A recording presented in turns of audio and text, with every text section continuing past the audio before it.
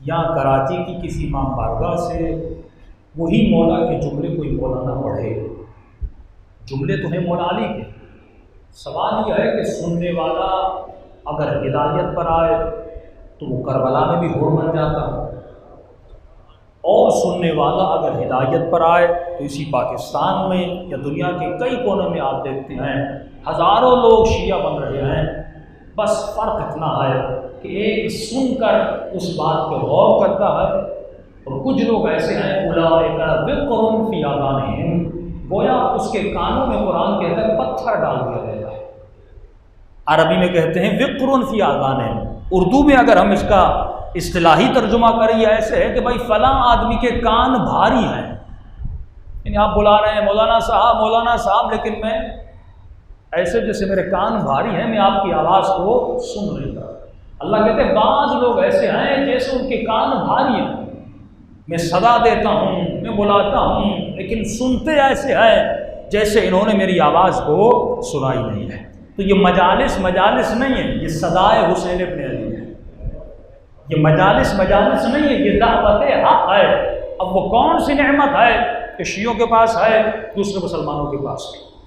میں نے کہا کہ خدا نے اگر انسان کو دعوت حق دی، وہ دعوت حق کس ذریعے سے دی؟ لفظ کے ذریعے سے۔ خدا خود تو نہیں آیا، یہ کوئی مسلمان جو یہ کہے کہ میں نے خدا کو اپنی آنکھوں سے دیکھا، یا اللہ نے مجھے کان میں آ کر کہا کہ نماز پڑھ، روزہ رکھ، یہ میرا حبیب ہے، یہ میرا رسول نہیں۔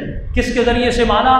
لفظوں کے ذریعے سے۔ اب وہ لفظ یا قرآن کی صورت میں ہے یا حدیث کی صورت میں ہے۔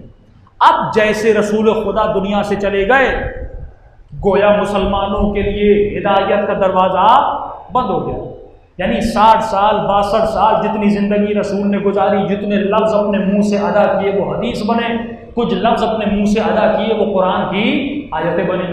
اب جیسے رسول خدا گئے تو یہ لفظ وہیں پہ تھم گئے، یہ لفظ وہیں پہ رک گئے۔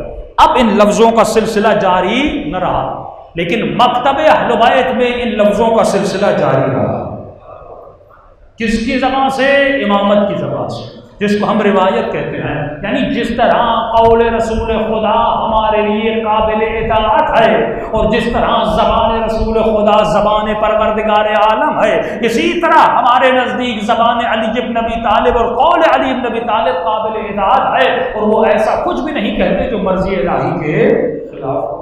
تو یہ سلسلہ آپ کے یہاں چلتا رہا، پہلے امام کا سلسلہ، دوسرے امام کا سلسلہ، وہ زیارتوں کی صورت میں، وہ دعاؤں کی صورت میں۔ اب دیکھیے دعائے کمیل جیسی کوئی دعا اہل سنت کے پاس نہیں، آپ کے پاس موجود ہے۔ دعائے ابو حمزہ سمالی، ایسی دعا کسی دوسرے مسلمان کے پاس نہیں، آپ کے پاس موجود ہے۔ سب سے بڑی قیمتی دعا، واقعاً جس کے الفاظ میں انسان ایک بحر حیات ہے، دعائے عرفہ آپ کے پاس موجود ہے، جو پوری دعا امام حسین نے کھڑے ہو کر ادا کی ہے میدان عرفہ میں۔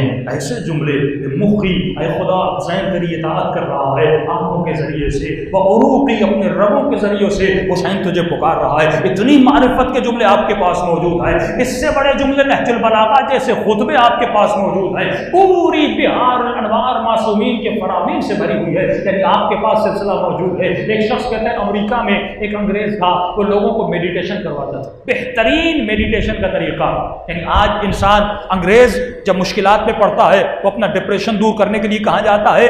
ڈسکو جاتا ہے، وہاں ناچتا ہے، گانے گاتا ہے تو اس کا ڈپریشن جو ہے ریلیز ہو جائے۔ لیکن مسلمان جب ڈپریشن میں آتا ہے تو کہاں جاتا ہے؟ مصلی عبادت پر جاتا ہے۔ یہ شب جمعہ، ہر شب جمعہ جو کہا گیا دعائے کمیل پڑھو، یہ دعائے کمیل کرتی کیا ہے؟ جب آپ روتے ہیں تو جتنے بھی آپ ڈپریس ہوں گے، جتنی آپ کی پریشانیاں ہوں گی، جتنی انزائٹیاں اور جتنے بھی برے خیالات آپ کے ذہن میں ہوں گے، جب تعلق پروردگار عالم سے ہوگا آپ کا سول پاورفل ہوگا، آپ کی روح پاورفل ہوگی، اور دعائے کمیل اور اس گریے کے بعد اسپیشلی اس مجلس میں بھی جب آپ روتے ہیں تو آپ محسوس کرتے ہیں آپ کا من ہلکا ہو گیا ہے، یعنی وہ خدا اندر کی جتنی بیماریاں ہیں وہ توبہ اور غم حسین کے آنسوؤں کے صدقے میں وہ بیماریاں آپ کے جسم سے کیا کرتا ہے؟ نکال دیتا ہے۔ تبھی قرآن کہتا ہے کہ وَضْحَكُوا قَلِيلًا وَابْكُوا كَثِيرًا، اے انسان کم ہنسا کرو، زیادہ رویا کرو۔ جتنا رونے میں سکون ہے اتنا ہنسنے میں سکون نہیں ہے۔ اب شیعہ اگر رونا چاہے اس کے پاس حرم حسین موجود ہے۔